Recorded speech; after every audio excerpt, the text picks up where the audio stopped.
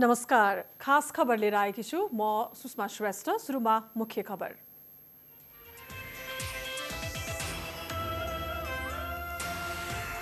वीरगञ्जमा एकै परिवारका 17 जनामा कोरोना संक्रमण, 2 महिने शिशु पनि संक्रमित, संक्रमितको संख्या 99 पुग्यो। लकडाउन जेठ 5 गतेसम्म लम्ब्याउने सरकारको निर्णय, हवाई उडान र सीमानाका जेठ 18 गतेसम्म बन्द गरिने, पहुँचवाला भने लकडाउन उल्लङ्घन गर्दै। नेकपा सचिवालय बैठकमा चर्को विवाद, प्रधानमन्त्री बाहिरिएपछि बैठक बिना निष्कर्ष स्थगित, स्थायी समिति बैठक अनिश्चित। विदेशमा रहेका नागरिक फर्काउन सरकारलाई पूर्व प्रधानमन्त्री र सांसदको सुझाव, बहराइनमा थप 88 नेपालीमा कोरोना संक्रमण। र भारतमा कोरोना संक्रमण झन फैलिँदै, संक्रमितको संख्या झण्डै 50,000 पुग्यो। रुसमा लगातार चौथो दिन 10,000 भन्दा बढीमा संक्रमण।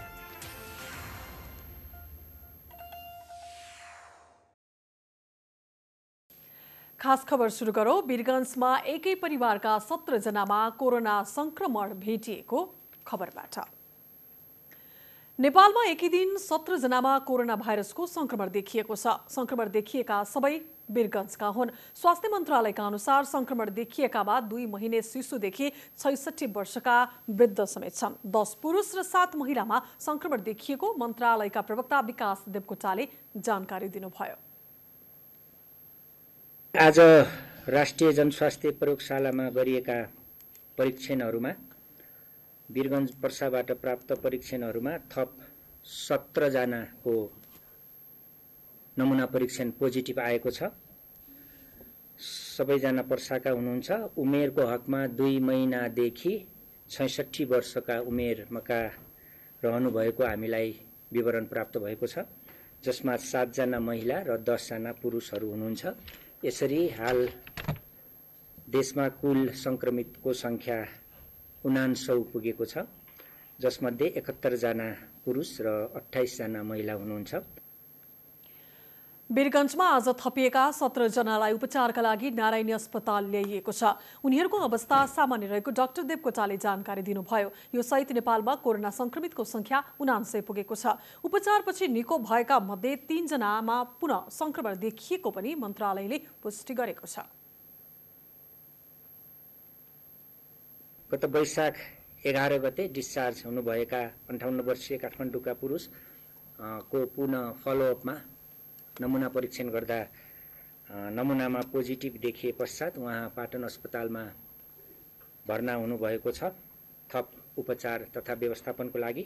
त्यसैगरी वैशाख 14 गते डिस्चार्ज हुनुभएका रौतहटका 19 वर्षीय र पर्साका 44 वर्षीय पुरुषहरूको पनि फलोअपमा पुनः परीक्षण गर्दा नमुना परीक्षण पोजिटिभ आएकोले वीरगञ्जको अस्पतालमा नारायणी अस्पतालमा भर्ना भई उपचारको क्रममा रहनुभएको छ। मन्त्रालयका अनुसार अहिलेसम्म देखिएका संक्रमित मध्ये 71 जना पुरुष र 28 जना महिला छन्, जसमध्ये प्रदेश 1 मा 31 जना, प्रदेश 2 मा 30 जना, प्रदेश 5 मा 24 जना, बागमती प्रदेशमा 7 जना, सुदूरपश्चिममा 5 जना, गण्डकीमा 2 जना संक्रमित भएका छन्। कर्णाली प्रदेशमा अहिलेसम्म संक्रमित भेटिएको छैन। पछिल्लो पटक थपिएका वीरगञ्ज संक्रमित सबै एकै परिवारका सदस्य भएको पाइएको छ। संक्रमित 17 मध्ये 7 जना बालबालिका छन्। बालबालिका मध्ये एकै परिवारका 2 महिने शिशुदेखि 14 वर्षसम्मका रहेको वीरगञ्ज स्थित नारायणी अस्पतालका मेडिकल सुपरिन्टेन्डेन्ट मदन उपाध्यायले जानकारी दिनुभयो। 6 महिनाको, 3 वर्षको, 9 वर्षको, 12 वर्षको, 13 वर्षको, 14 वर्षको, त्यसले गर्दा यी सबै बालक नै हुन् र यसमा महिलाहरू पनि हुनुहुन्छ। 35 वर्ष, 42 वर्ष, 44 वर्ष र सबभन्दा बढी 62 66 वर्षको, जुन चाहिँ हामीले 2 दिन अगाडि जो संक्रमितलाई भर्ना गर्यौं उसको बुवा पनि हुनुहुन्छ र उसको अरू परिवारको सदस्य पनि। वीरगञ्ज महानगरपालिका 3 छपकैया स्थित यो परिवारका एक सदस्यमा आइतबार संक्रमण पुष्टि भएको थियो। 36 वर्षीय ती व्यक्तिमा संक्रमण देखिएपछि परिवारका सदस्य र उनको सम्पर्कमा आएकाहरूको परीक्षण गर्दा सबैमा संक्रमण देखिएको हो। छपकैया 3 वटा संक्रमितलाई हामीले जुन भर्ना गरेका थियौं उहाँकै परिवारको सदस्य हुनुहुन्छ 17 जना। उहाँको अहिले हामीले कन्ट्याक्ट ट्रेसिङ गरेर जुन जाँच गरेका थियौँ त्यसमा हामीसँग भएको लिस्टमा चाहिँ त्यो जतिजनाको जाँच गर्यो सबैजनाको पोजिटिभ आएको छ। अहिले हामीसँग अब यो हामीले आइसोलेट गर्नुपर्ने अवस्थामा चाहिँ बालक भएको टोली र महिलामा चाहिँ पहिलो पटक हामीले चाहिँ वीरगञ्जमा पर्सामा चाहिँ केस भेटेका छौँ र यो हाम्रो लागि एउटा नयाँ चुनौती भएको छ र यो चुनौतीको सामना गर्न अस्पताल तयारी छ। संक्रमित परिवारका सदस्य लकडाउन घोषणा भएकाले धेरै बाहिरी व्यक्तिसँग सम्पर्कमा नगएको बताएका छन्। तर यो परिवारका सदस्यमा कसरी संक्रमण देखियो भनेर स्रोत पत्ता लाग्न सकेको छैन। नेगेटिभ भइदिएको भए सायद हामीलाई धेरै ठुलो चुनौती हुन्थ्यो, तर परिवारका सम्पूर्ण सदस्य जसको हामीले ट्रेस गऱ्यौँ, जसको हामीले जाँच गऱ्यौँ, सबै परिवारको सदस्य नै पुरै परिवारलाई नै हामीले आइसोलेट गर्नुपर्ने अवस्था भएको हुनाले सायद यो चुनौती अलिकति कम भएको छ।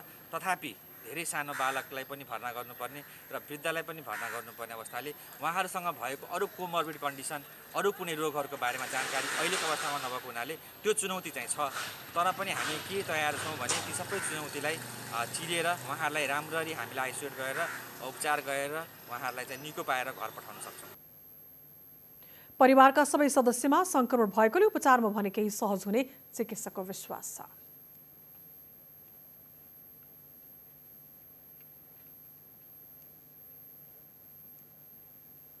विराटनगर स्थित कोशी कोभिड-19 अस्पतालमा उपचाररत 6 जना भारतीय नागरिक निको भएर डिस्चार्ज भएका छन्। 2 साता बढीको अस्पताल बसाएपछि उनीहरू निको भएका हुन्। वैशाख 5 र 6 गते अस्पताल भर्ना भएका 13 जना मध्ये 6 जना निको भएका छन्। उनीहरूलाई थप 1 साता क्वारेन्टिनमा राखिनेछ।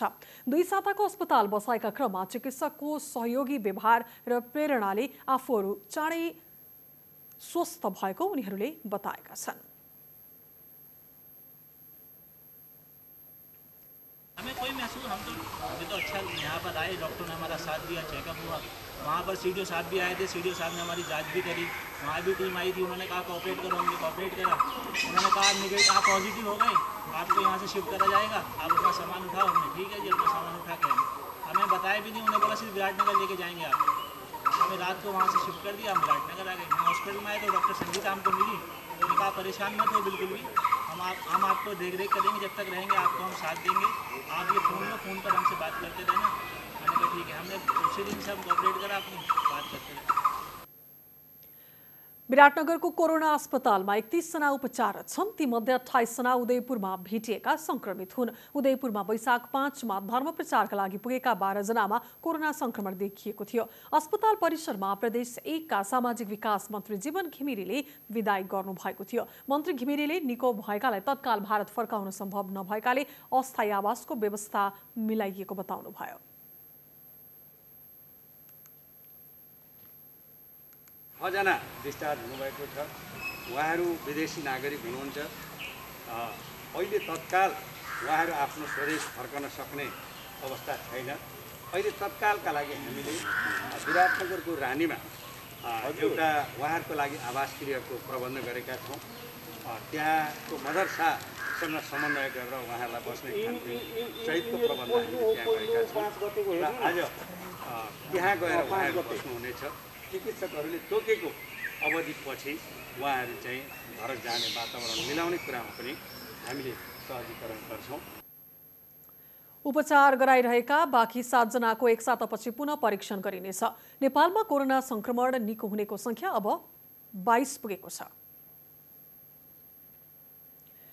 कोरोना संक्रमण निको भएर घर फर्किनेमा पनि फेरि कोरोना संक्रमण देखिएको छ। यसले नागरिकमा त्रास बढेको छ। निको भएका व्यक्तिमा फेरि कोरोना संक्रमण किन देखियो त? हेर्नुहोस् यो रिपोर्ट। सरुवा रोग अस्पताल टेकुबाट डिस्चार्ज भएका काठमाडौँ स्थित सनसिटी अपार्टमेन्टका 58 वर्षीय पुरुष र नारायणी अस्पतालबाट डिस्चार्ज भएका 2 जना पुरुषमा पुनः कोरोना संक्रमण देखियो। उनीहरूलाई अस्पतालले कोरोनाको संक्रमण निको भएको भनेर गत हप्ता डिस्चार्ज गरेको थियो। तर स्वास्थ्यमा समस्या आएपछि अस्पताल पुगेका उनीहरूमा फेरि परीक्षण गर्दा कोरोनाको संक्रमण देखियो।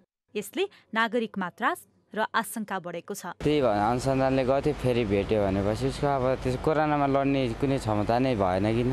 मेसिनहरू पनि बिग्रिएछ भन्छन्, राम्रो चेकहरू नभएर हुन नि सक्छ। संक्रमण मुक्त भनिएका व्यक्तिमा फेरि कोरोना देखिनुमा धेरै कारण छन्। त्यसमध्येको एक कारण हो भाइरस पूर्ण रूपमा नहट्नु र रोग प्रतिरोधात्मक क्षमता कमजोर बनेका बेला भाइरस पुनः सक्रिय हुनु।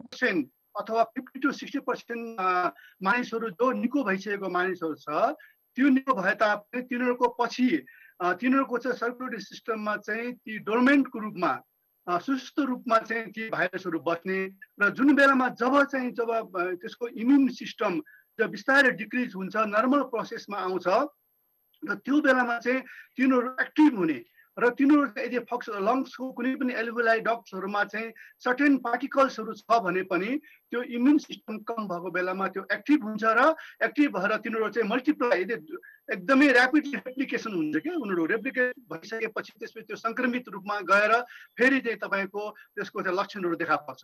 यस्तै परीक्षणका क्रममा मानवीय तथा प्राविधिक त्रुटि हुँदा पनि परीक्षण रिपोर्ट फरक पर्न सक्छ। त्यस्तै परीक्षणका लागि नमुना सङ्कलनमा पनि त्रुटि हुन सक्छ। मानवीय सिप र प्रविधिको सम्मिश्रणबाट परीक्षण रिपोर्ट तयार पारिने भएकाले यसको नतिजा 100% ठिक छ भन्ने ग्यारेन्टी पनि हुँदैन। त्यसैले परीक्षण थप व्यवस्थित बनाउन विज्ञको सुझाव छ। पहिला हाम्रो नेपालमा जुन सङ्क्रमित भएर उनीहरू चाहिँ निको भएर जब घर गएको छ, तिनीहरूलाई अहिले चाहिँ हामीले के सावधानी अपनाउनु पर्यो, तिनीहरूको एड्रेस पक्कै पनि हुनुपर्छ र गभर्मेन्टको च्यानलबाट अथवा त्यो अस्पतालको च्यानलबाट तिनीहरूको एड्रेसलाई पहिचान गरेर उनलाई तुरुन्तै एवेयर गर्नु पर्यो। तपाईँहरू आफ्नो घर सुरक्षित बस्ने र तपाईँको सोसियल डिस्टेन्स मेन्टेन गर्ने, घरमा चाहिँ एकदम मास्क लगाउने, अरू मान्छे धेरै मान्छेहरू भेटघाट गर्न आछ भने तिनीहरूसँग अलिक परैबाट दुरी कायम गरेर भेट्ने भनेर चाहिँ उनीहरूलाई अहिले नै एवेयर गर्नुपर्छ। र अलिकति पनि र खास गरेर ती मानिसहरूलाई चाहिँ यो 1 महिनापछि फेरि एउटा 2 महिनामा 3 महिनामा गरेर 3 पटकसम्म चाहिँ टेस्ट गर्नुपर्छ। 3 पटकसम्म टेस्ट गर्दा यदि नेगेटिभ आयो भने बल्ल ढुक्क भएको चाहिँ हामी भन्न सक्छौँ। यसअघि चीन, कोरिया, जापान लगायतका देशमा पनि दोहोरिएर कोरोना संक्रमण भएको पाइएको छ। त्यसैले संक्रमण निको भयो भनेर घर फर्केका व्यक्तिले पनि अरू जस्तै सावधानी अपनाउन जरुरी छ। कम टेस्ट भएको हुनाले हाम्रो संक्रमितको संख्या पनि कम देखेको हुन सक्छ। त्यसले गर्दा म्याक्सिमम उनीहरूले चाहिँ अब गभर्मेन्टले के गर्नुपर्छ भनेदेखि सबभन्दा पहिला चाहिँ यो संक्रमितको पहिचानै गर्नेतिर लाग्नु पर्यो र पहिचान गरेर तपाईँको यो हेल्थ एजुकेसन मास मिडियाबाट जुन गरिरहेको छ यो त हाम्रो छँदैछ, अहिले धेरै चाहिँ यो प्रसिद्ध रूपमा आइरहेको छ। तैपनि हाम्रो चाहिँ अहिले टेस्ट गर्ने प्रविधिको सङ्ख्या बढाउने र जति पनि पोजिटिभ भएर जति पनि हस्पिटलमा बसेका अथवा क्वारेन्टाइनमा बसेका आइसोलेसनमा बसेकाहरूलाई पनि एकदमै राम्रोसँग चाहिँ निगरानी राखेर त्यो ल्याउनेदेखि लिएर त्यो स्याम्पल कलेक्सन गर्ने कसरी गर्नुपर्छ भने राइट सिस्टमेटिक वेबाट कलेक्सन गरेर ल्याबसम्म पुर्याउने प्रक्रियालाई पनि एकदम सुधार्नुपर्ने जरुरी छ। हिमालय टेलिभिजनका लागि क्यामेरामा विनोद थापाका साथमा सृजना बराल, काठमाडौँ। नेपालगञ्जमा भेटिएका 23 जना संक्रमित 9 परिवारका सदस्य भएको खुलेको छ। वैशाख 19 गते भेटिएका नेपालगञ्जका पहिलो संक्रमित 60 वर्षीय पुरुषको सम्पर्कमा आएकाको खोजी गर्ने क्रममा अन्य 8 परिवारका 22 जना संक्रमित भेटिएका हुन्। 8 परिवारमध्ये सबैभन्दा बढी एउटै परिवारका 5 जनामा संक्रमण भेटिएको छ। त्यसैगरी 2 परिवारमा 4 जना संक्रमित भेटिएका छन्। एउटा परिवारमा घरमुली सहित 2 छोरा र छोरी छन्। अर्को परिवारमा घरमुलीका श्रीमती, छोरा र बुहारी छन्। यस्तै 3 जना संक्रमित परिवारमा आमा, बुवा र छोरी छन्। 3 परिवारका 1 जना संक्रमित भेटिएका छन्। पहिलो पटक भेटिएका 60 वर्षीय पुरुषको परिवारका सदस्यमा भने संक्रमण भेटिएको छैन। संक्रमितको सम्पर्कमा रहेका मध्ये 200 भन्दा बढीको स्वाब संकलन भइरहेको छ। यसैबीच विश्व स्वास्थ्य संगठनको टोलीले नेपालगञ्ज उपमहानगरपालिकाका मेयर, उपमेयर लगायतका पदाधिकारीलाई भेटेर कोरोना संक्रमणको अवस्था रोकथामका लागि गर्नुपर्ने उपायबारे छलफल गरेको छ। बहराइनमा थप 88 जना नेपालीमा कोरोना संक्रमण देखिएको छ। यो सँगै बहराइनमा कोरोना संक्रमित नेपालीको संख्या 245 पुगेको छ। बहराइन स्थित नेपाली राजदूत पदम सुन्दासले पछिल्लो पटक विभिन्न कम्पनीमा कार्यरत 88 जना नेपालीमा कोरोना संक्रमण देखिएको जानकारी दिनुभयो। यसअघि बहराइनमा 157 जना नेपाली श्रमिकमा कोरोना संक्रमण पुष्टि भइसकेको थियो। दूतावासका अनुसार बहराइनमा झण्डै 30,000 नेपाली श्रमिक कार्यरत छन्। कोरोनाबाट बहराइनमा कुनै पनि नेपालीको ज्यान भने गएको छैन। बहराइनमा 1534 जनामा कोरोना संक्रमण भेटिएको छ भने 8 जनाको मृत्यु भएको छ। त्यस्तै 1495 जना निको भइसकेका छन्। बहराइन सरकारले गैरकानुनी रूपमा रहेका विदेशी नागरिकलाई आम माफी दिएर घर पठाउने निर्णय गरेको छ।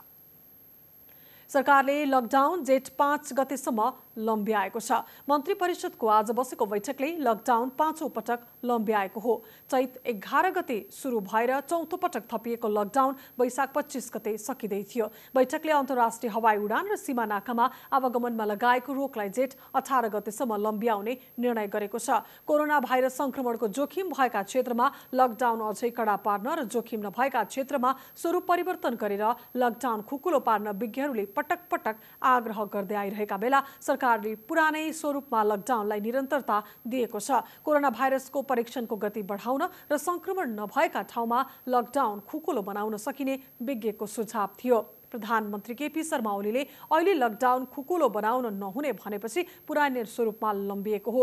कोभिड-19 रोकथाम तथा नियन्त्रण सम्बन्धी उच्च स्तरीय समन्वय समितिले लकडाउन थप्न सिफारिस गरेको थियो। कोरोना भाइरसको रोकथाम तथा नियन्त्रणका लागि सरकारले चैत 11 गतेदेखि लगाएको लकडाउन आज 44 दिन पुगेको छ। लामो समयको लकडाउनले अर्थतन्त्रमा ठूलो समस्या परेको भन्दै प्रभावित क्षेत्र छुट्याएर लकडाउन खुकुलो पार्नुपर्ने आवाज पनि उठिरहेको छ।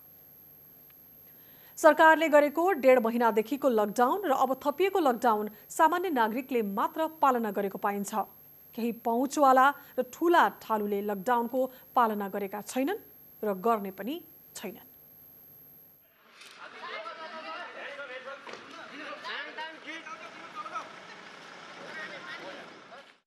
यो नेपालगञ्जको दृश्य अनि यो झापाको दृश्य अनि यो चाहिँ काठमाडौँको दृश्य। यी तीनवटा जस्तै पछिल्लो 1.5 महिनामा धेरै ठाउँमा यस्ता दृश्य दोहोरिएका छन्। शहरी क्षेत्रका चोक-चोकमा लकडाउन उल्लङ्घन गरेको भनेर नागरिकलाई 1-2 घण्टा उभ्याउनु सामान्य बन्न थालेको छ। तर यी भन्दा फरक दृश्य पनि छन् र केही दृश्य देखिनेवाला छन्। यी दृश्यमा पनि लकडाउन तोडिन्छ र लकडाउन तोड्नेलाई कुनै कारबाही भने हुँदैन। उल्टै प्रहरीले सुरक्षा दिन्छ।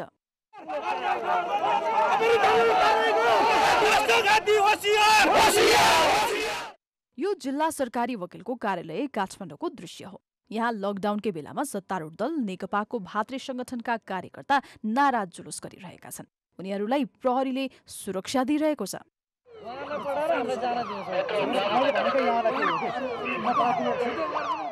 अनि जुलुस गर्नेमा सत्तारूढ दल नेकपा मात्रै होइन, नवगठित दल जनता समाजवादी पार्टी पनि छ। उसले पनि लकडाउनकै बेला प्रदर्शन गरेको छ।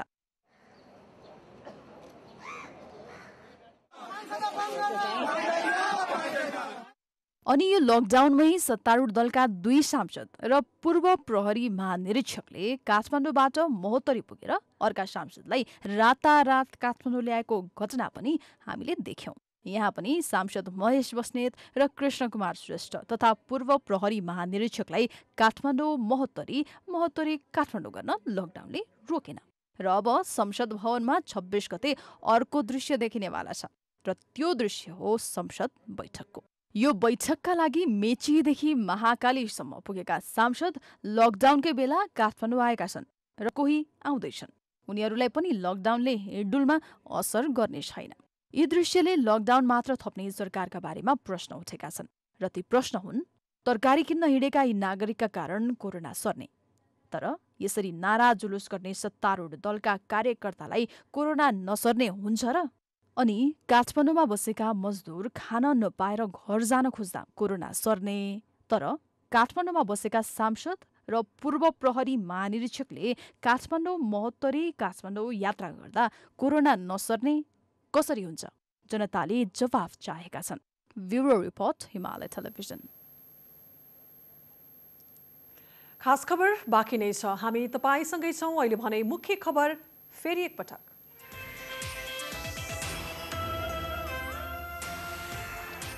वीरगञ्जमा एकै परिवारका 17 जनामा कोरोना संक्रमण। 2 महिने शिशु पनि संक्रमितको संख्या 99 पुग्यो। लकडाउन जेठ 5 गतेसम्म लम्ब्याउने सरकारको निर्णय। हवाई उडान र सीमानाका जेठ 18 गतेसम्म बन्द गरिने पहुँचवाला भने लकडाउन उल्लङ्घन गर्दै। नेकपा सचिवालय बैठकमा चर्को विवाद। प्रधानमन्त्री बाहिरिएपछि बैठक बिना निष्कर्ष स्थगित। स्थायी समिति बैठक अनिश्चित। र विदेशमा रहेका नागरिक फर्काउन सरकारलाई पूर्व प्रधानमन्त्री र सांसदको सुझाव। बहराइनमा थप 88 नेपालीमा कोरोना संक्रमण।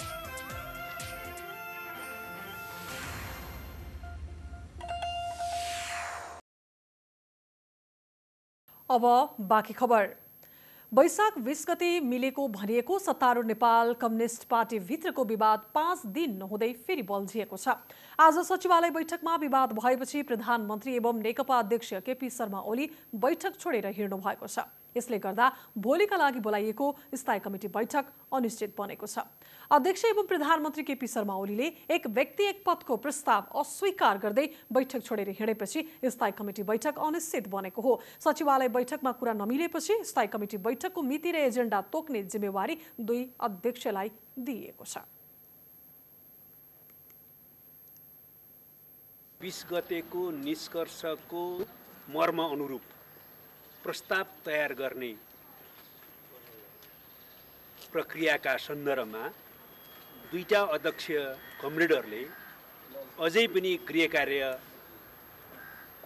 गर्न बाँकी रहेको जानकारी बैठकलाई गराइयो। त्यसैले त्यसबारेमा अहिले पनि दुईजना अध्यक्ष कमरेडहरूले सल्लाह गरेर बैठकको कार्यसूची वा बैठकका बारेमा नै के गर्ने भन्ने निर्णय गर्नुहुने भएको छ।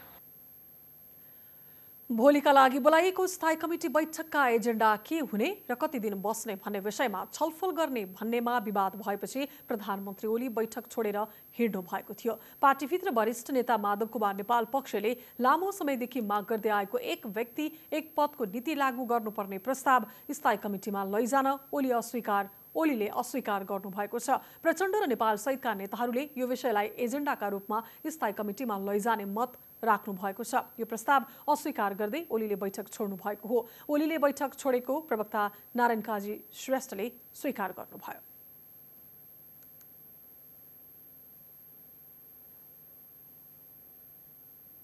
बैठकमा सकेस सधैँ सबैजना बस्ने हो। कहिलेकाहीँ सकिएन भने विभिन्न कारणले बैठकलाई जानकारी गराएर बैठकबाट निस्कने प्रचलन छँदैछ। आज अध्यक्ष एवं सम्माननीय प्रधानमन्त्री कमरेडले आफ्नो केही व्यस्तताका कारण केही शारीरिक कारणले समेत बैठकको पुरा समय बस्न नसक्ने जानकारी बैठकलाई गराउनु भएर जानुभएको। त्यसमा अन्यथा अरू केही छैन। स्थायी कमिटीका एजेन्डा बनाउने जिम्मेवारी प्रचण्ड र महासचिव विष्णु पौडेललाई दिएको थियो। तर पटक पटक शीर्ष नेताहरूबीच छलफल भएर पनि एजेन्डा तय हुन सकेन र फेरि ओली र प्रचण्डलाई दिइएको छ। प्रधानमन्त्री एवं नेकपा अध्यक्ष केपी शर्मा ओली बैठकलाई कोरोना भाइरसको महामारी र नीति तथा कार्यक्रम र बजेटमा केन्द्रित हुने गरी संक्षिप्त बनाउने पक्षमा हुनुहुन्छ। तर अर्का अध्यक्ष पुष्पकमल दाहाल प्रचण्ड र वरिष्ठ नेता माधव कुमार नेपाल समूह पार्टी र सरकारको कामको विस्तृत समीक्षासँगै अध्यादेश प्रकरण र एक व्यक्ति एक मुख्य जिम्मेवारी लगायत विषयमा छलफल गर्नुपर्ने पक्षमा छ। प्रधानमन्त्रीले कतिपय जिम्मेवारी हेरफेर लगायत विषयलाई अहिले प्रतिवेदनमा समेटेर एजेन्डा बनाउन नसकिने र त्यसका लागि थप छलफल गर्नुपर्ने भएकोले स्थायी कमिटी बैठक नै सार्न सकिने विकल्प समेत प्रस्तुत गरेको बुझिएको छ। स्थायी कमिटी बैठकका लागि तीनै पक्ष तयारीमा जुटेका छन्। कार्यकारी अध्यक्ष पुष्पकमल दाहाल प्रचण्ड र वरिष्ठ नेता माधव कुमार नेपाल समूहका सदस्य आक्रामक ढङ्गले प्रस्तुत हुने योजनामा छन् भने अध्यक्ष एवं प्रधानमन्त्री ओली रक्षात्मक हुँदै त्यसको प्रतिवाद गर्ने तयारीमा छन्। सत्तारूढ नेकपाभित्र वरिष्ठ नेता माधव कुमार नेपाल पक्षले लामो समयदेखि एक व्यक्ति एक पदको विषय उठाउँदै आएको छ र यसको सीधा अर्थ हो प्रधानमन्त्री एवं नेकपा अध्यक्ष केपी शर्मा ओलीले एउटा पद छोड्नुपर्छ। स्थायी कमिटी बैठकमा पनि नेपाल पक्ष यो विषयलाई जोडतोडका साथ उठाउने तयारीमा छ। यो सँगै सरकारका काम र पार्टीमा एकलौटी ढङ्गले भएका निर्णय पनि उठाउने यो समूहको तयारी छ। सबभन्दा पहिला त हामीले अस्ति कोरोना र यो उसको लागि नै भनेर दुईटा विषय नै लेखेर हामीले मागेका छौँ। त्यो चिज उठ्नु पर्यो। अहिलेसम्मको क्यारे त्यो चिज उठ्छ। अहिलेसम्मको कामको समीक्षा र विभिन्न घटनामा अब धेरै नै घटनाक्रमहरू छन् बिचमा, ती सबै घटनाको बारेमा त्यो के हो हैन, त्यसको बारेमा छलफल हुन्छ र पार्टी जिम्मेवारी दिने कुरामा नमिलेका कुराहरू छन्, ती मिलाउने कुरा हुन्छ र पावर सेयरिङ, विभिन्न व्यक्तिहरूलाई जिम्मेवारी उचित जिम्मेवारी दिने र सामूहिक नेतृत्व व्यक्तिगत जिम्मेवारी निर्णय गर्दा पार्टीको सामूहिक छलफल बहस गरेर निर्णय गर्ने कुरा हुनु पर्यो। जिम्मेवारी पुरा गर्दा त्यो निर्णयलाई हरेकले आफ्नो ठाउँमा कार्यान्वयन गर्नु। यो पार्टीको सिद्धान्त कार्यान्वयन हुन्छ कि हुँदैन भन्ने प्रश्न चाहिँ को बारेमा हामी छलफल गर्छौँ। एक व्यक्ति एक प्रमुख जिम्मेवारी, अब सहायक जिम्मेवारी त अरूहरू पनि होलान्, तर प्रमुख जिम्मेवारी भनेको किन एक व्यक्तिलाई एक हुनुपर्छ भन्ने चाहिँ हाम्रो विधानमै व्यवस्था छ। त्यो कार्यान्वयन हुनु पर्यो। पूर्व माओवादी अर्थात् कार्यकारी अध्यक्ष प्रचण्ड पक्ष पनि सरकार र पार्टीको काम गर्ने तौर तरिकाबाट सन्तुष्ट छैन। प्रधानमन्त्री ओलीले ल्याएको दल विभाजन सम्बन्धी अध्यादेशबाट प्रचण्ड पक्ष सशङ्कित छ।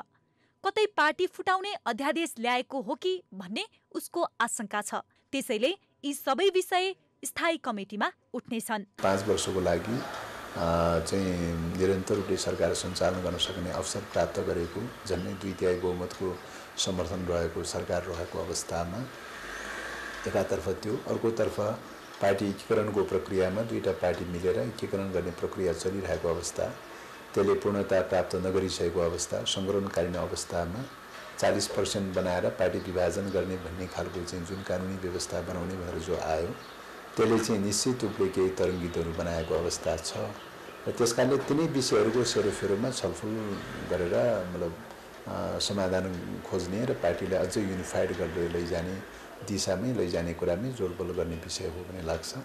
तर प्रधानमन्त्री ओली पक्षका लागि यी विषय अहिले उठाउनु आवश्यक छैन, किनकि अहिले यो विषय उठाउने बेला होइन। कोरोना विरुद्धको सङ्घर्षका बेला यस्ता विषय उठाउँदा पार्टी कमजोर हुने ओली पक्षको तर्क छ।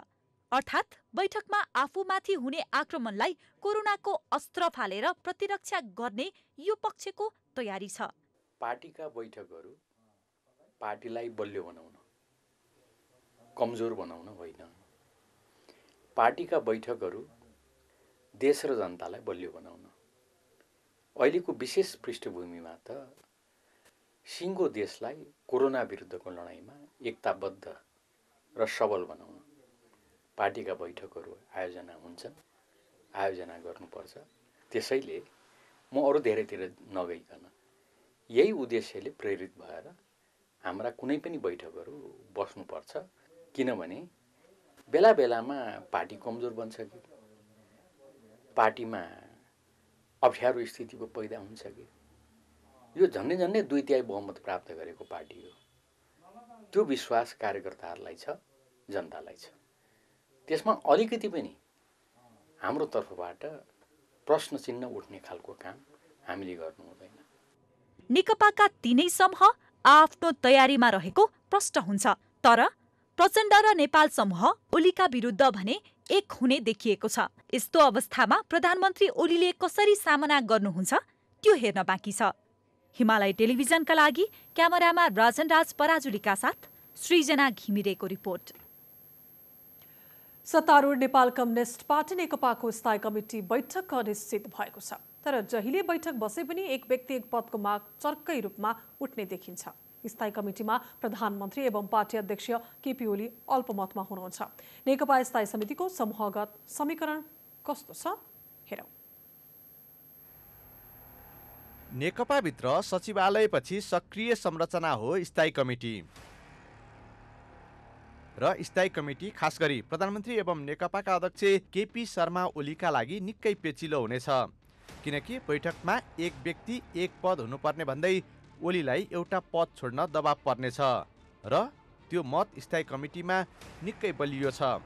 अर्थात् 2/3 भन्दा बढी स्थायी कमिटी सदस्य ओलीको कार्यशैली सँगसँगै 2 पद लिएर बस्ने अडानको विपक्षमा छन्। स्थायी कमिटीमा कसको स्थिति के? नेकपाभित्र अहिले 3वटा समूह छन्। प्रधानमन्त्री एवं नेकपा अध्यक्ष केपी शर्मा ओली, अर्का अध्यक्ष पुष्पकमल दाहाल प्रचण्ड र वरिष्ठ नेता माधव कुमार नेपालको समूह सतहमा देखिन्छ। यसमा पूर्व माओवादीका लगभग सबैजसो नेता प्रचण्डकै कमान्डमा छन्। पूर्व एमालेबाट झन्डै आधा जसो गरी ओली र नेपाल समूहमा बाँडिएका छन्। ओलीका पक्षमा कति? 44 सदस्यीय स्थायी कमिटीमा अहिले ओलीका पक्षमा 10 देखि 13 जनासम्म मात्रै सदस्य छन्। ईश्वर पोखरेल, विष्णु पौडेल, सुभाष चन्द्र नेम्बाङ, सत्यनारायण मण्डल, पृथ्वी सुब्बा गुरुङ, किरण गुरुङ, शङ्कर पोखरेल, प्रदीप गेवाली, छविलाल विश्वकर्मा र विष्णु रिमालको ओलीलाई साथ छ। ओली पक्षमा रहेको भनिएका वामदेव गौतम, रामबहादुर थापा बादल र रघुवीर महासेठको अवस्था स्पष्ट हुन सकेको छैन। सचिवालयमा गुट परिवर्तन गरे पनि उपाध्यक्ष गौतम अहिले फेरि प्रचण्ड नेपाल खेमामै आउन चाहेको देखिएको छ। यस्तै पहिले ओली खेमामै रहेका महासेठ मन्त्रीबाट निकालिएपछि असन्तुष्ट हुनुहुन्छ। उहाँले पछिल्लो पटक आफ्नो कित्ता स्पष्ट पार्नु भएको छैन। बादलले अहिले ओली समूहलाई साथ दिए पनि अन्तिम अवस्थामा भने प्रचण्डसँगै रहने पूर्व माओवादीका नेताको दाबी छ। यसरी हेर्दा स्थायी कमिटीमा ओलीको समूहमा कम्तीमा 10 देखि अधिकतम 13 जनासम्म स्थायी कमिटी सदस्य रहने देखिन्छ। प्रचण्ड समूहमा कम्तीमा 17 जना। कार्यकारी अध्यक्ष प्रचण्डको पक्षमा कम्तीमा 17 देखि अधिकतम 18 सदस्य रहने देखिएको छ। नारायण काजी श्रेष्ठ, वर्षमान पुन, शक्ति बस्नेत, जनार्दन शर्मा, हरिबोल गजुरेल, चक्रपाणी खनाल, लीलामणि पोखरेलको साथ प्रचण्डलाई छ। यस्तै मणि थापा, पम्फा भुषाल, मातृका यादव, गणेश शाह, देव गुरुङ, लेखराज भट्ट, देवेन्द्र पौडेल, टोपबहादुर रायमाझी र गिरिराज मणि पोखरेल पनि प्रचण्डको पक्षमा देखिनु भएको छ। रामबहादुर थापाले साथ दिए यो सङ्ख्या 18 हुनेछ भने नदिए 17 नै रहनेछ। स्थायी समितिमा प्रचण्ड समूह सबैभन्दा बलियो अवस्थामा छ। माधव कुमार नेपालका पक्षमा कम्तीमा 13 जना। नेपालको समूह स्थायी समितिमा ओली समूहकै हाराहारीमा छ। यो समूहमा झलनाथ खनाल, भीम रावल, अष्टलक्ष्मी साक्य, युवराज गेवाली, रघुजी पन्त, बेदुराम भुषाल, घनश्याम भुषाल, भीम आचार्य, गोकर्ण विष्ट, योगेश भट्टराई, सुरेन्द्र पाण्डे र मुकुन्द नेउपाने हुनुहुन्छ। यसबाहेक अहिलेसम्म स्पष्ट नभएका उपाध्यक्ष गौतम र महासेठले समेत साथ दिए नेपाल समूहमा 15 जनासम्म पुग्नेछन्। नदिएको अवस्थामा पनि 13 जनाले भने नेपाललाई साथ दिएका छन्। प्रचण्ड र नेपालको समूह अलग अलग भए पनि ओलीसँगको अन्तरसङ्घर्षमा दुवै एकै ठाउँमा छन्। त्यसैले दुवै समूह मिल्दा स्थायी कमिटीमा ओली निकै कमजोर हुनुहुन्छ। योगेश भट्टराई, घनश्याम भुषाल र लेखराज भट्ट मन्त्री परिषदमा भएकाले पछिल्लो पटक केही नरम हुन सक्ने सम्भावना छ। तर जुन मागका साथ सदस्यले स्थायी कमिटी बैठक मागेका थिए त्यसलाई हेर्दा बैठक निकै सकसपूर्ण हुने देखिन्छ। किनकि स्थायी कमिटी सदस्यले पार्टीभित्र विधि, पद्धति र एक व्यक्ति एक पदको मात्र होइन, ओली सरकारका पालामा भएका गलत कामको पनि हिसाब किताब माग्नेछन्। तर आलोचना र प्रश्न सुन्न मन नपराउने ओलीले अघिल्लो पटक जस्तै स्थायी कमिटी बैठकको छलफल सेसन छल्नुहुनेछ या सामना गर्नुहुनेछ त्यो भने प्रश्न छैन। Bureau report, Himalaya television.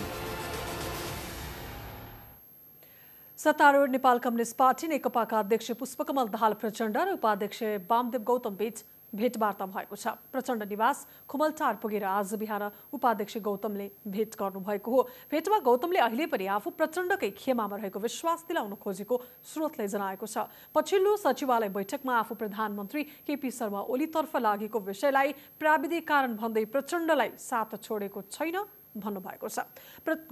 गौतमले Prachanda नेपालसँगको गठबन्धन तोडेर ओलीसँग मिलेपछि सचिवालयको समीकरण नै परिवर्तन भएको थियो।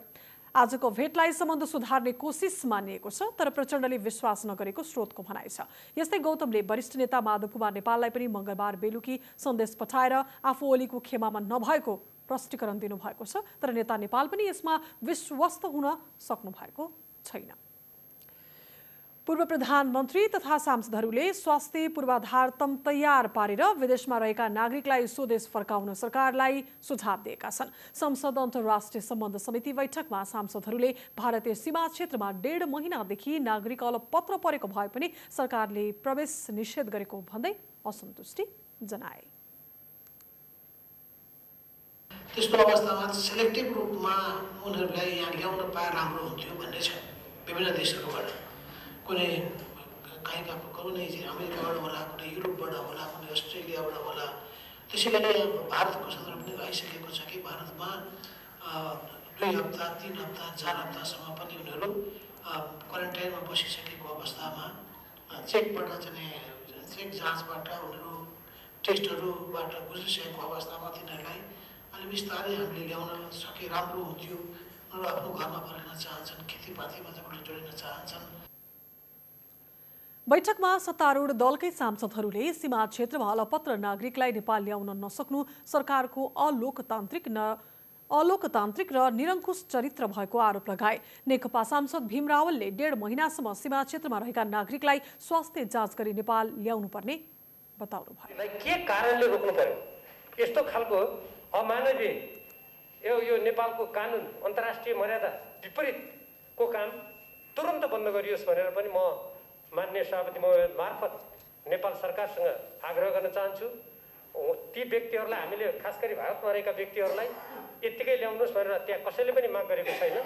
जो मानिसहरू सिमानामा आएर 1.5 महिनाभन्दा बढी बसिसके, जसमा सङ्क्रमण छैन, उहाँहरूलाई तुरुन्तै उहाँहरूलाई नेपाली क्षेत्रमा ल्याएर आवश्यक उहाँहरूको स्वास्थ्य परीक्षण गरेर सम्बन्धित पालिकामा उहाँहरूले बरु कति दिन बस्नुपर्ने हो थप, यदि उहाँहरूमा कुनै स्वास्थ्य समस्या छ राख्नुपर्ने हो त्यसरी राखियोस्।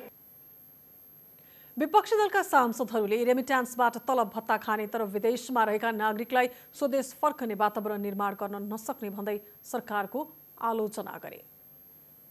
हामी आज त्यही विदेशी रेमिटेन्सबाट हामी तलब खाने, भत्ता खाने, आज त्यही विदेशीहरूको लागि विदेशमा रहेका नेपालीहरू त्यो पनि क्राइटेरियाबाट रहेका विदेशीहरू जुन 24 लाखको हाराहारीमा रोजगारीमा काम गरिराख्नु भएको छ, सबै आउन खोज्नु भएको छैन।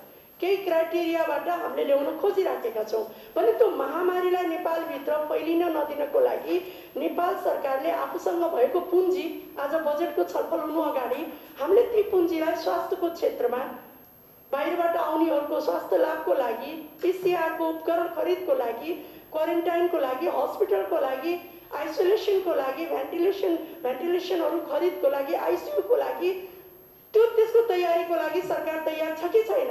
द्वन्द्वको कारण वर्षौंसम्म हामी रेमिटेन्समा बाँचिरहेको छौँ।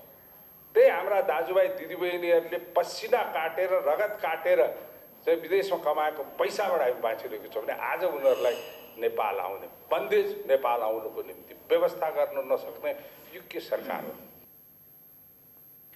श्रम रोजगार तथा सामाजिक सुरक्षा मन्त्रालयका अनुसार विदेशमा रहेका 4 लाख भन्दा बढी नागरिक स्वदेश फर्किन इच्छुक छन्। कोरोनाका कारण रोजगारी गुमाएका 2,08,000 भिसा म्याद सकिएको र माफी पाएका 1,27,000 नागरिक नेपाल फर्किन चाहेको मन्त्रालयको प्रतिवेदनमा उल्लेख छ। छिमेकी जिल्लामा कोरोना संक्रमितको संख्या अचानक बढेपछि कर्णाली प्रदेशमा पनि जोखिम बढेको छ। तर कर्णालीका प्रयोगशालामा किट लगायतका सामग्री अभाव भएपछि क्वारेन्टिनमा रहेकालाई परीक्षण नगरी धमाधम घर पठाउन थालिएको छ। यसले गाउँ-गाउँमा संक्रमणको जोखिम देखिएको छ। प्रदेशका सुर्खेत र जुम्लाबाट परीक्षण सुरु गरिए तापनि प्रयोगशालामा आवश्यक भीटीएम र प्रोसेसिङ किट जस्ता सामग्रीको अभाव छ, जसका कारण लेकबेसी नगरपालिका, भेरीगङ्गा नगरपालिका जस्ता केही ठाउँमा क्वारेन्टाइनमा बसेकालाई नमुना परीक्षण नै नगरी घर पठाइएको छ। यसरी परीक्षण बिनै घर पठाउँदा संक्रमणको जोखिम र त्रास बढेको छ।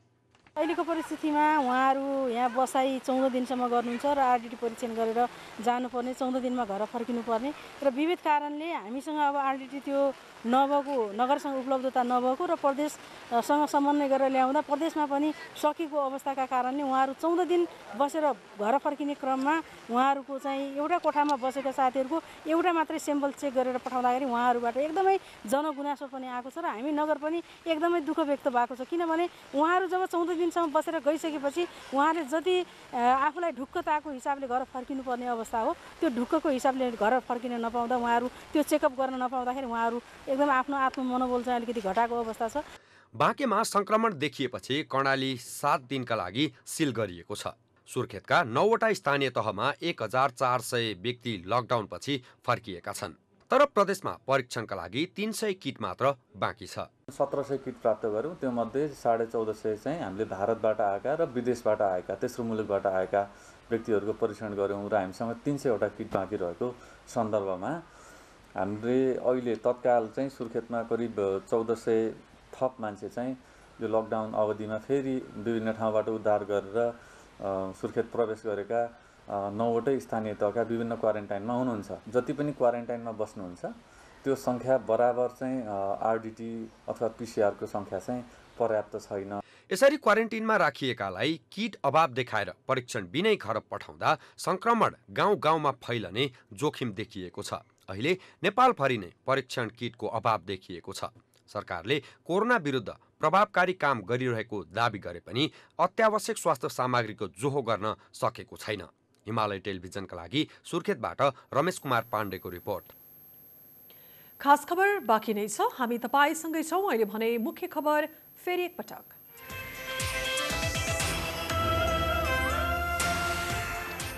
वीरगञ्जमा एकै परिवारका 17 जनामा कोरोना संक्रमण, 2 महिने शिशु पनि संक्रमितको संख्या 99 पुग्यो। लकडाउन जेठ 5 गतेसम्म लम्ब्याउने सरकारको निर्णय, हवाई उडान र सिमानाका जेठ 18 गतेसम्म बन्द गरिने पहुँचवाला भने लकडाउन उल्लङ्घन गर्दै। नेकपा सचिवालय बैठकमा चर्को विवाद, प्रधानमन्त्री बाहिरिएपछि बैठक बिना निष्कर्ष स्थगित, स्थायी समिति बैठक अनिश्चित।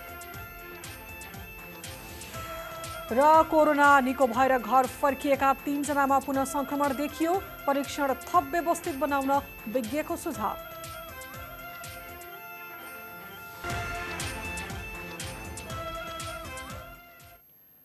अब बाँकी खबर। नेपालगञ्जमा संक्रमितको संख्या बढ्दै जाँदा स्रोत साधन र जनशक्ति व्यवस्थापनमा चुनौती देखिएको छ। अहिले नै समस्या नभए पनि संक्रमित थपिने क्रम जारी रहे मौजुद स्रोत साधनले नभ्याउने देखिएको छ। कोरोना रोकथाम र उपचारका लागि बाँकीको स्वास्थ्य क्षेत्रको अवस्था कस्तो छ त? हेरौँ यो रिपोर्ट। संक्रमितको संख्या बढ्दै गएपछि नेपालगञ्जमा स्रोत साधन र जनशक्तिको व्यवस्थापन चुनौतीपूर्ण बन्दै गएको छ। बाँकेमा रहेका अस्पताल, चिकित्सक, स्वास्थ्यकर्मी र प्रयोगशालामा जनशक्तिको अवस्था कस्तो छ त? बाँकेमा मुख्यतः नेपालगञ्ज र कोहलपुरमा स्वास्थ्य संस्था छन्। कोरोनाको उपचार र रोकथाममा भेरी अस्पताल र 2वटा मेडिकल कलेज र अहिले बनाइएको कोरोना विशेष अस्पताल नै मुख्य केन्द्र हुन्।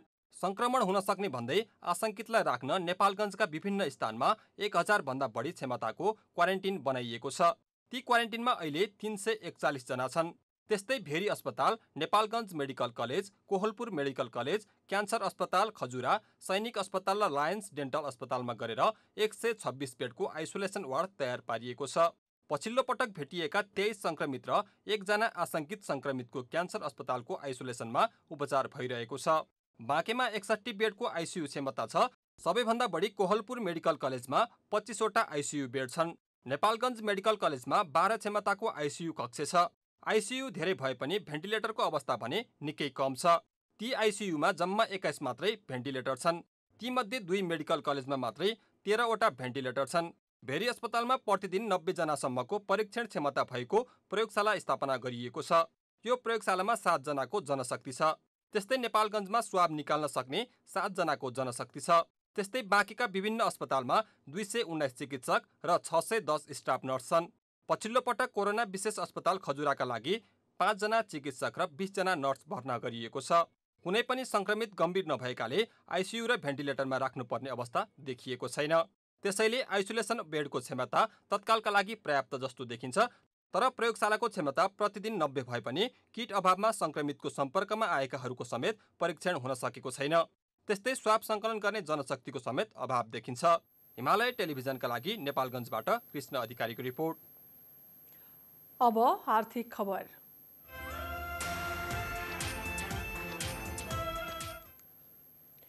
प्रमुख प्रतिपक्षी दल नेपाली कांग्रेसले कोरोना भाइरसको महामारीले नेपालमा पारेको असरबारे अध्ययन र विश्लेषण गर्न अर्थतन्त्र केन्द्रित विशेष समिति गठन गरेको छ।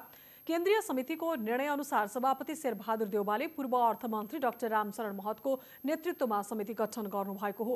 समितिमा पूर्व अर्थमन्त्री र योजना आयोगका उपाध्यक्ष सहितका अर्थविदहरूलाई राखिएको छ। समितिमा महेश आचार्य, ज्ञानेन्द्र बहादुर कार्की, डाक्टर नारायण खड्का, डाक्टर मिनेन्द्र रिजाल, चिनकाजी श्रेष्ठ, दीपकुमार उपाध्याय, भरत शाह, उदय शमशेर राणा हुनुहुन्छ। त्यस्तै अर्थविद एवं राष्ट्रिय योजना आयोगका पूर्व उपाध्यक्ष doctor Prithviraj Legal, doctor Shankar Sharma, doctor Jagdish Chandra Pokharel, doctor Govind Pokharel र डाक्टर स्वर्णिम वाग्ले पनि सदस्य हुनुहुन्छ। समितिले तत्कालीन रूपमा अत्यावश्यक राहतबारे सुझाव, आपतकालीन रूपमा आगामी बजेटको प्राथमिकताबारे धारणा र दीर्घकालीन रूपमा कोरोना पछिको अर्थतन्त्रबारे दूरगामी दृष्टिकोण निर्माण गर्ने नेपाली कांग्रेसको दाबी छ।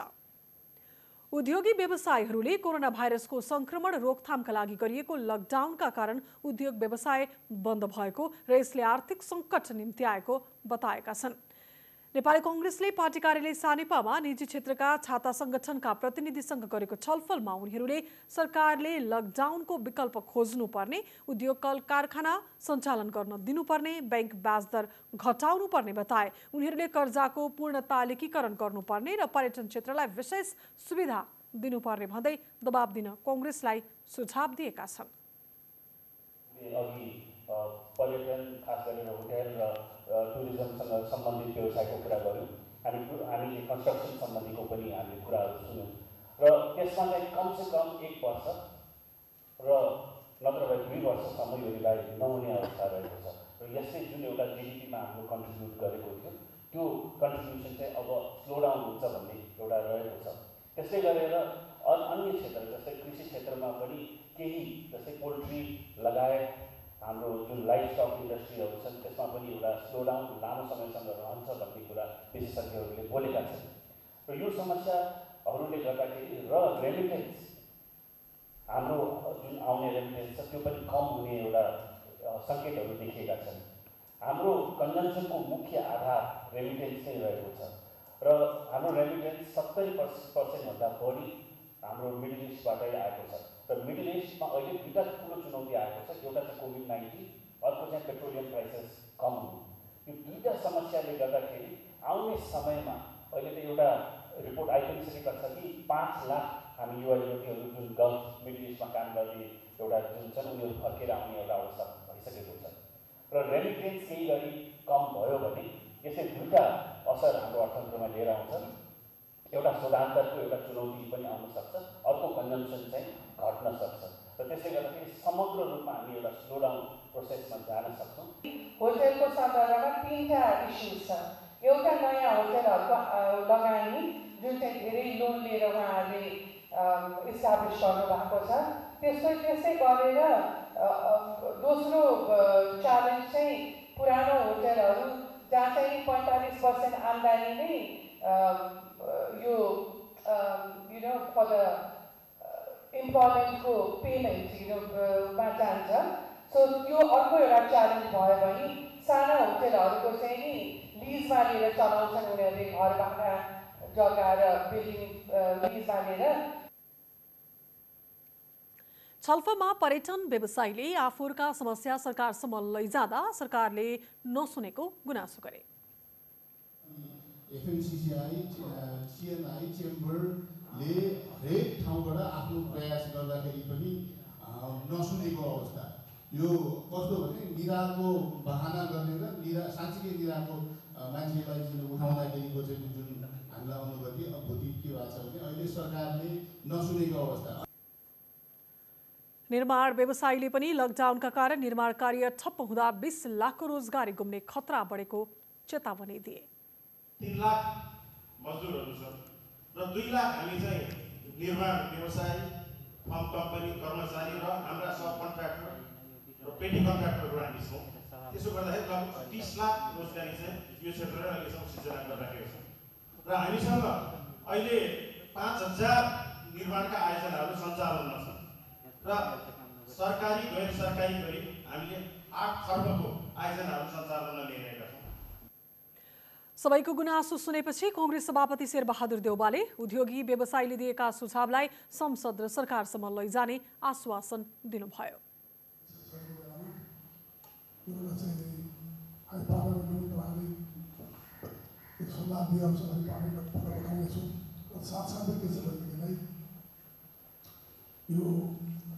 नेपालमा चाहिँ जो फरेन करेन्सी चाहिँ रेमिटेन्स त्यो अत्यन्तै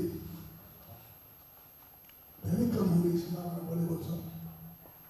त्यसैले चाहिँ नि यो यसको चाहिँ बजेटमा पनि यसको समस्या पर्न सक्छ। त्यस्तै चाहिँ यो चाहिँ होटल व्यवसायहरूदेखि लिएर उद्योगपाती व्यापारीहरू सबै चाहिँ यो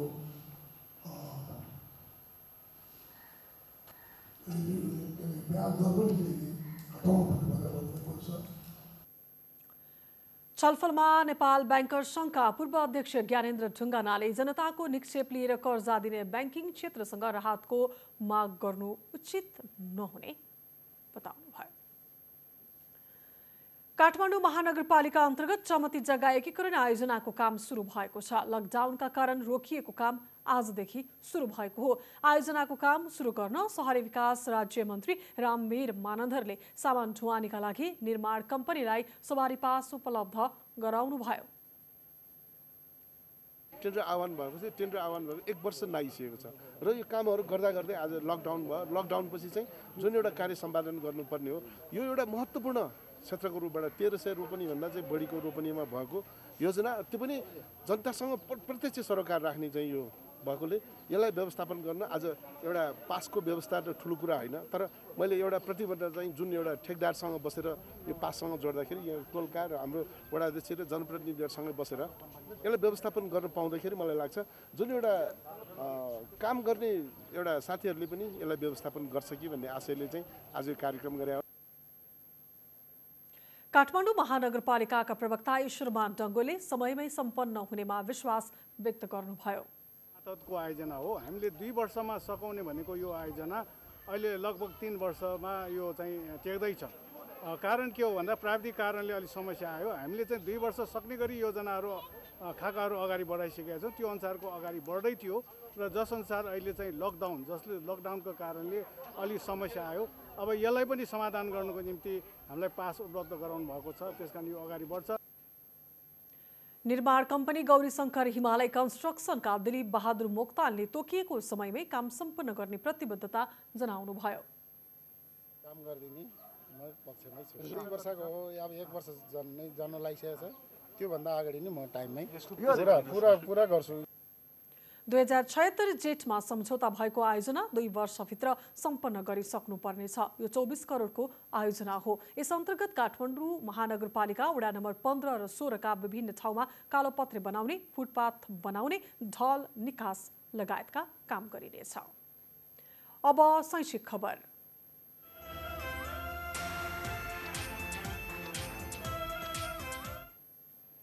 सांसदहरूले कोरोना भाइरसका कारण प्रभावित माध्यमिक शिक्षा परीक्षा एसईईलाई खारेज गर्नुपर्ने माग गरेका छन्। शिक्षा तथा स्वास्थ्य समितिमा सांसदहरूले नयाँ शिक्षा नीति बनिसकेपछि पनि एसईईलाई एसएलसी जस्तै महत्त्व दिएर परम्परागत ढङ्गबाट सञ्चालन गर्न नहुने माग गरे। मौका हो यो एसईई परीक्षालाई खारेज गर्ने मौका हो। यो मौकाको प्रयोग गरौँ। यो परीक्षा चाहिने, यो खालको यो ढाँचाको परीक्षा हामीलाई चाहिँदैन। त्यसैले 10 कक्षाबाट 11 कक्षा लिएर जाने कुराको सन्दर्भमा विद्यालयले आन्तरिक मूल्याङ्कन लिएर जान दिने, 11वटा जाने हाम्रो बोर्ड एक्जाम भनेको 12को एक्जाम हो, जुन एक्जामले हाम्रो त्योभन्दा पछाडिको निर्धारण गर्छ। हामीले अहिले मलाई शिक्षा मन्त्रालयले के यो बदल परीक्षा लिएन भने के हुन्छ भन्ने कुरा भन्नुहोस् न। परीक्षा लिएन भने के चाहिँ बिग्रन्छ भन्ने कुरा के हामी कन्भिन्स हुनु पऱ्यो। अनि मानिसहरूले महत्त्वपूर्ण एउटा मनोवैज्ञानिक पाटो उठाउनु भएको छ, त्यसको आफ्नो महत्त्व छ।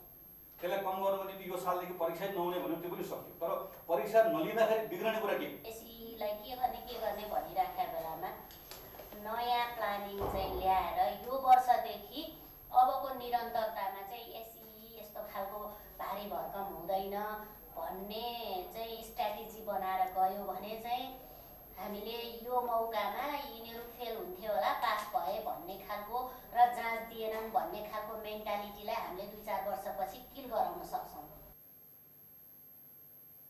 समितिले विद्यालयहरूलाई शुल्क नलिन र औपचारिक रूपमा पठन पाठन नगर्ने व्यवस्था गर्न सरकारलाई निर्देशन दिएको छ। महामारीको समयमा परीक्षा, विद्यार्थी भर्ना र औपचारिक पठन पाठन नगराउने व्यवस्था गर्न सरकारलाई निर्देशन दिएको हो। खास खबर बाँकी नै छ, हामी तपाईसँगै छौँ। अहिले भने मुख्य खबर फेरि एकपटक।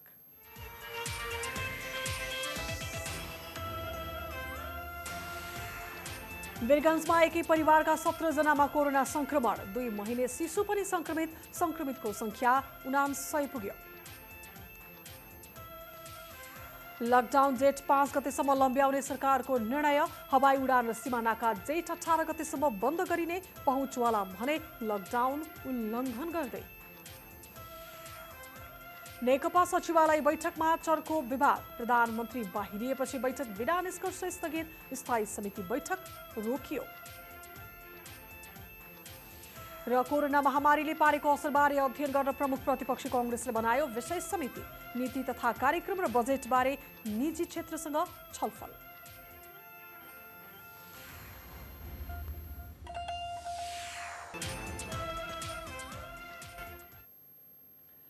अब विदेशका खबर।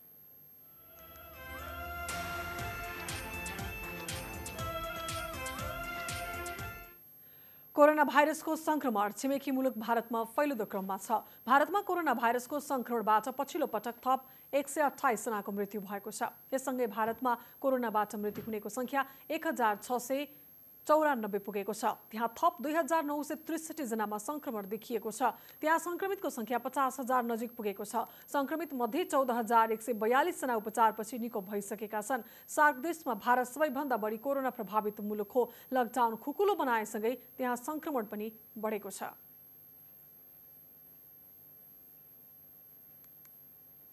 भारतले विभिन्न मुलुकमा अड्किएका आफ्ना नागरिकलाई स्वदेश फर्काउने तयारी गरेको छ। भारतले भोलिदेखि एक हप्तासम्म विभिन्न मुलुकबाट 64वटा उडान मार्फत हजारौं आफ्ना नागरिक स्वदेश फर्काउन लागेको छ। रोजगारीका सिलसिलामा अमेरिका, बेलायत, Saudi Arabia, Singapore, Qatar, Malaysia लगायत देशमा पुगेका हजारौं भारतीय नागरिक अलपत्र छन्। 12वटा देशबाट 15,000 नागरिकलाई स्वदेश फर्काउन लागि भारतले जनाएको छ। यसअघि भारतले मालदिप्स र युएईमा रहेका आफ्ना नागरिकलाई पानी जहाज मार्फत ल्याएको थियो। भारत फर्किन चाहनेलाई आफ्नो नाम दर्ता गर्न विभिन्न दूतावास मार्फत जानकारी पठाइएको छ। विश्वमा महामारीका रूपमा फैलिरहेको कोरोना भाइरसका कारण 37.5 लाख भन्दा बढी संक्रमित भएका छन्। मृत्यु हुनेको संख्या झण्डै 2,60,000 छ। अहिलेसम्म 37,56,000 भन्दा बढीमा संक्रमण देखिएको छ। संक्रमित मध्ये 12,50,000 भन्दा बढी उपचारपछि घर फर्किएका छन्। केही दिन यता रुसमा सबैभन्दा बढी संक्रमण देखिएको छ। त्यहाँ लगातार चौथो दिन पनि 10,000 भन्दा बढीमा संक्रमण देखिएको छ। आज त्यहाँ 10,559 संक्रमित थपिएका छन्। यो सँगै रुसमा कुल संक्रमितको संख्या 1,65,929 पुगेको छ। मृत्यु हुनेको संख्या 1,537 पुगेको छ। आज त्यहाँ 86 जनाले ज्यान गुमाएका छन्। कोरोना भाइरसका कारण अमेरिकामा सबैभन्दा बढी 72,000 को मृत्यु भएको छ। बेलायत र इटालीमा 29,000 भन्दा बढीको ज्यान गएको छ। यस्तै स्पेन र फ्रान्समा 25,000 भन्दा बढीको ज्यान गएको छ। अमेरिकाको एक मासु प्रशोधन उद्योगमा काम गर्ने आधा भन्दा बढी कर्मचारीमा कोरोना भाइरस देखिएको छ। त्यहाँ काम गर्ने 730 जनामा कोरोना देखिएको अमेरिकी अधिकारीले बताएका छन्। कुल कामदार मध्ये 58%मा कोरोना भाइरस देखिएपछि टाइसन फूड प्लान्ट अस्थायी समयका लागि बन्द गरिएको छ। बन्द गरेर कारखानालाई पूर्ण रूपमा सफा गरिने कम्पनीका प्रवक्ताले जानकारी दिएका छन्। यसअघि अमेरिकी राष्ट्रपति डोनाल्ड ट्रम्पले खाद्य सङ्कट नआओस् भनेर मासु प्रशोधन कम्पनीहरू खुला राख्न निर्देशन दिएका थिए। यस्ता मासु प्रशोधन उद्योगमा काम गर्ने करिब 3,300 कामदारमा कोरोना भाइरस देखिएको छ। 20 जनाको मृत्यु भइसकेको छ। गत महिना पनि स्मिथफिल्ड पोर्क प्लान्टमा काम गर्ने 600 जनामा कोरोना भाइरस देखिएको थियो। अब मौसम सम्बन्धी खबर।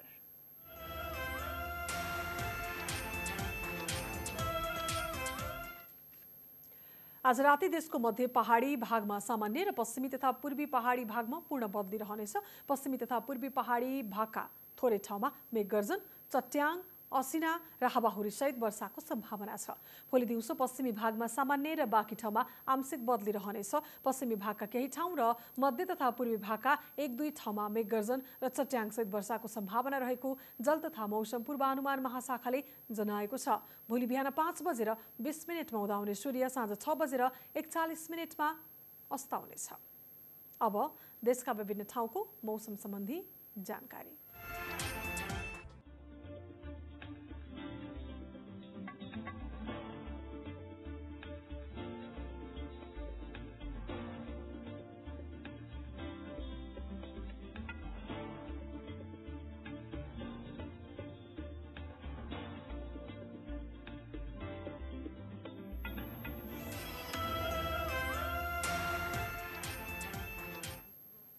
हामी खास खबरको अन्त्यमा छौं। जाँदा जाँदै मुख्य खबर फेरि एकपटक।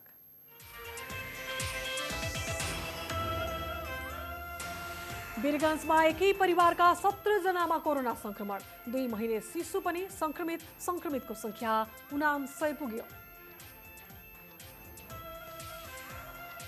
लकडाउन जेठ 5 गतेसम्म लम्ब्याउने सरकारको निर्णय। हवाई उडान र सीमानाका जेठ 18 गतेसम्म बन्द गरिने। पहुँचवाला भने लकडाउन उल्लङ्घन गर्दै।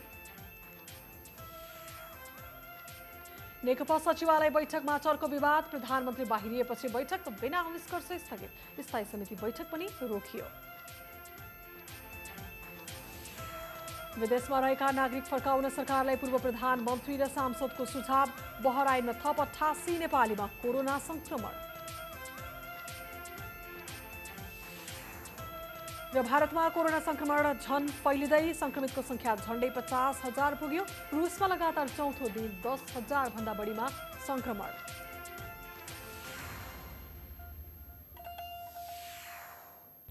अवस्था खास खबर आजलाई यति नै। अब हामी 9 बजे हिमालय खबर लिएर फेरि आउँछौँ। खास खबर तपाईँले फेसबुक र युट्युबमा पनि प्रत्यक्ष हेर्न सक्नुहुन्छ। साथै हिमालय टेलिभिजन एप मार्फत एन्ड्रोइड र iOS मा विश्वभर प्रत्यक्ष हेर्न सकिन्छ। नमस्ते।